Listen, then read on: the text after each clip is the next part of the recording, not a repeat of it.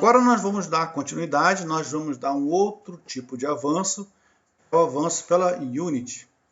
Avanço pela Unity refere-se, eu não estou preocupado então, a princípio, com a data de término da atividade.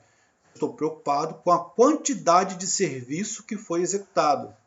Tá? Então, em termos grosseiros, se eu tiver 100 parafusos para apertar, quer saber quantos parafusos eu apertei e quantos faltam para apertar. Tá? Resumindo, é isso. E o cálculo do avanço é bem simples, né? Se eu tinha 100 parafusos para apertar, apertei 60, faltam 40, então meu avanço é de 60%. Agora, o cálculo pela Unity, ele tem uma vantagem e também tem algumas desvantagens. A vantagem se isso acontece muito, principalmente em avanço de corte e aterro, que o cálculo previsto do corte, o cálculo previsto do aterro, tá, é um valor previsto, é um valor que não é muito preciso. Tá? Então, se você tem um corte para ser feito de 10 mil metros cúbicos de aterro, e você, até mesmo o cálculo de como é feito o avanço, de quantos metros cúbicos você já tirou, é um cálculo aproximado. Então é comum nós darmos avanços, né, a quantidade de caminhão que saiu lá. Então, se tinha 10 mil metros cúbicos, cada caminhão tem, de repente, lá 1.000 metros cúbicos de aterro dentro do caminhão, então você contou lá 10 caminhões, pode ser que você chegue à conclusão que saíram lá 10 mil metros cúbicos. Só que você vai lá na área, olha, ainda tem corte para ser feito, então aqueles 10 mil não é mais 10 mil. Né? Isso foi um cálculo provisório. E se você der avanço só do que você executou, o que vai acontecer? Você vai chegar a 100% do avanço e ainda tem corte para tirar. Então não reflete a realidade, porque não existe corte de 110%. O que existe cada vez que você der um avanço pela Unity, você tem que informar o que avançou e quanto falta para terminar. Uma previsão, mas tem que colocar. Porque a partir do momento em que você está cortando o talude, e aí você observou que já saiu 80%, mas a metade do talude ainda está lá. Então, o que você tem que fazer? Você tem que aumentar o previsto que falta para terminar. Então não faltam mais 2 mil. Vou dizer que faltam lá, sei lá, 4 mil. Aí o Primavera vai fazer o cálculo em cima desses dois valores. Vai dividir um pelo outro e vai dar o percentual de avanço. Então, conforme você vai tirando, né, você vai aumentando o valor realizado. Se você verificou que ainda tem corte para tirar, ainda tem realizado para se fazer, aumenta também o previsto. Tá? Então, de modo que ele sempre, quando terminar, e você, finalmente, você colocar que não falta mais nada para sair, então ele vai dar um avanço de 100%. Também pode acontecer o contrário. Pode ser que você tenha previsto tirar 10 mil, quando chegou a 5 mil, acabou o corte, não tem mais nada para sair, acabou. E aí vai ficar com 50% e o corte sumiu.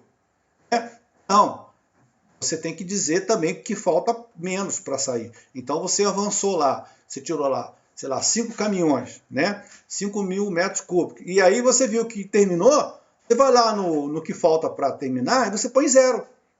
Se você colocar 0, e aí ele vai dar um avanço de 100%. Tá? Então, vou exemplificando então. Vou pegar aqui esse projeto aqui, que é o avanço pela Unity, vou abrir ele, e vou fazer o seguinte. Vou dar um avanço aqui no marco de início. Meu marco de início, então, antes de dar o avanço, vou mudar o data date. Vou dizer que a data date é dia 19. Nunca colocar um avanço depois do data date. O data date tem que estar na frente. Então, só posso dar avanço até o dia 19, porque meu data date é do dia 19.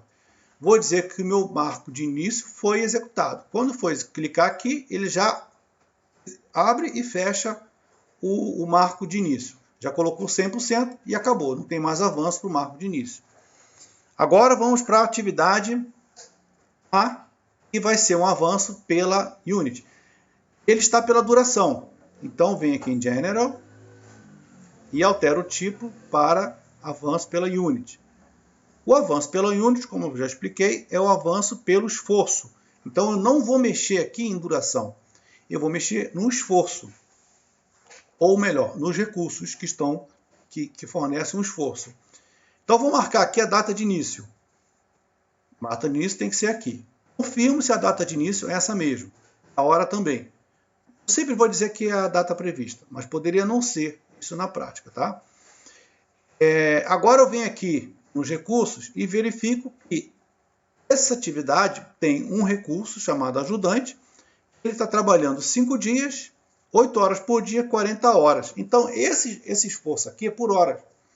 Não é por parafuso, não é por corte, não é por aterro, é por hora. Eu poderia ter mais recursos aqui. Numa outra aula eu vou mostrar como dar avanço quando tiver vários recursos. Mas essa aula aqui é apenas inicial. Então, ele quer saber o seguinte: quantas horas esse ajudante fazer o serviço, que o serviço é a atividade A, uma atividade qualquer, quantas horas ele já utilizou e quantas horas faltam para terminar. Ora, já se passaram 8 horas, mas não quer dizer que ele trabalhou as 8 horas. Tá? Não quer dizer que ele trabalhou as 8 horas. Significa que se ele começou na sexta-feira, às 8 horas, já se passaram 8 horas. E aí eu vou analisar. Bom, realmente ele trabalhou as 8 horas, então eu vou dar avanço de 8 horas aqui. Quando der avanço de 8 horas, coloco aqui no realizado, ele automaticamente coloca aqui neste campo aqui, ó, avanço de 20%, que é 20% de 40 horas. Certo? Então, esses 20% ele vem para cá. Então, esse é o avanço da atividade. E acabou. O avanço é esse. Agora, eu poderia identificar se falta ou não 32 horas para terminar essa atividade. Quando eu não digo nada, ele faz um cálculo aqui. Se era 40 horas e eu usei 8, ele colocou 32. Se ele não está aparecendo 32 para você, é algum problema de configuração. E aí, numa aula mais avançada, eu explico como é que faz essa configuração. Poderia ser que não fosse 8 horas. Poderia ser que o trabalho que ele executou, as 8 horas que já se passaram, correspondessem, na verdade, 16 horas de serviço. Poderia ser. Que tivesse uma boa produtividade. Tá? Então, essas 16 horas, botei 18, corresponde a 40% do total de esforço dele. Tá? Então, significa que ele pode estar antecipando, que a previsão para ele terminar em 5 dias, e ele, no primeiro dia, ele deu uma produção dobrada. Então, ele pode ser até que termine antes. Correto? Bom, um detalhe aqui em relação ao esforço. Tá? Eu vou fazer o seguinte, eu vou acrescentar aqui uma coluna que está faltando, que é uma coluna parecida com essa daqui, e ela é muito importante. Eu vou aqui em Customize.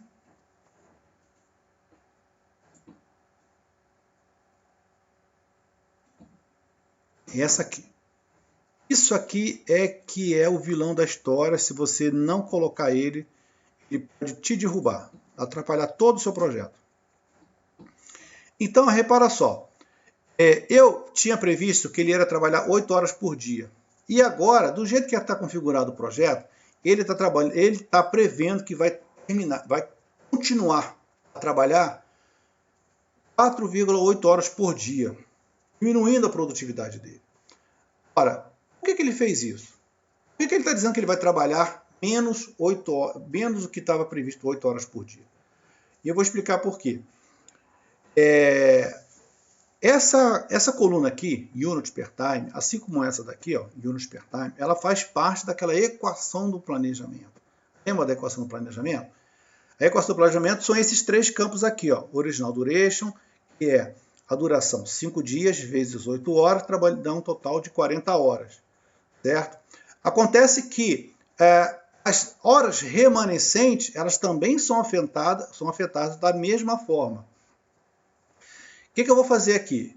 Eu vou pegar e vou desfazer o que eu fiz, vou voltar aqui, vou devolver as horas. Eu disse que já tinha trabalhado. Eu vou colocar aqui que ele não trabalhou nada, vou botar aqui 0. Tá? E agora eu devolvi aqui para este campo, tá? Remaining, às 8 horas. Então, isso que ele tem que permanecer. O que eu vou fazer? Eu vou aumentar o nosso problema, para que vocês possam visualizar. Vou aumentar ainda mais o problema. Vou dizer que ele trabalhou, em um dia, ele trabalhou o equivalente a, vamos dizer, 39 horas. Ou seja, falta 1 hora só para terminar todo o serviço de uma semana.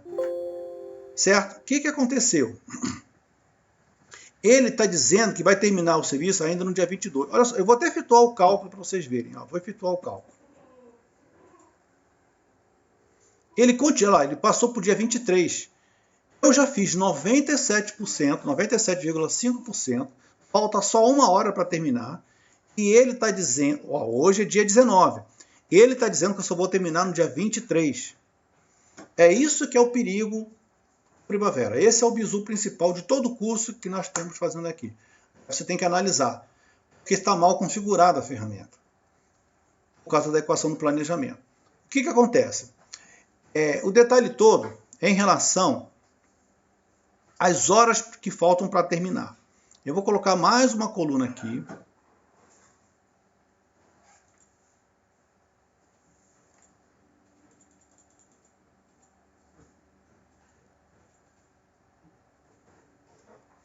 Em relação a esses 3 últimos aqui. Toda vez que eu mexo, toda vez que eu faço um cálculo aqui, vou devolver aqui. Tá vendo? Isso aqui está igual. Esse campo aqui está igual a esse. O remaining duration, que é quantos dias falta para terminar, está igual a esse aqui. E esse aqui está igual a esse aqui. O que acontece é que quando eu mexo aqui, quando eu afirmo que ele vai demorar 8 horas, ele não está mexendo nesse remaining duration. Ele não está mexendo. Repara, ó, eu vou colocar qualquer valor aqui. Vou colocar aqui, ó, 39 horas. Ele não mexe no remaining duration. Por quê? Por causa disso aqui, ó. Ó, está com a fixed duration, está com a duração fixa. Ele não está deixando mexer. Então, sempre ele vai dizer que vai terminar depois, 5 dias depois. Sempre vai dizer que é 5 dias depois. Muito cuidado com isso. Muito cuidado. Ele sempre vai dizer, ó, eu já fiz 39, das 40 horas eu já fiz 39, e ele está dizendo que eu ainda vou levar mais 5 dias para terminar. Ó, vou fazer o cálculo aqui, ó. Ele vai esticando isso, vai esticando. Ele vai chegar a 99,99 e vai dizer que ainda faltam 5 dias, tá? Então, o que eu tenho que fazer? Primeiro, vou devolver, vou zerar tudo de novo. Zero tudo. Aqui tem que estar dessa forma aqui. Vou até efetuar o cálculo. Ele vai retornar.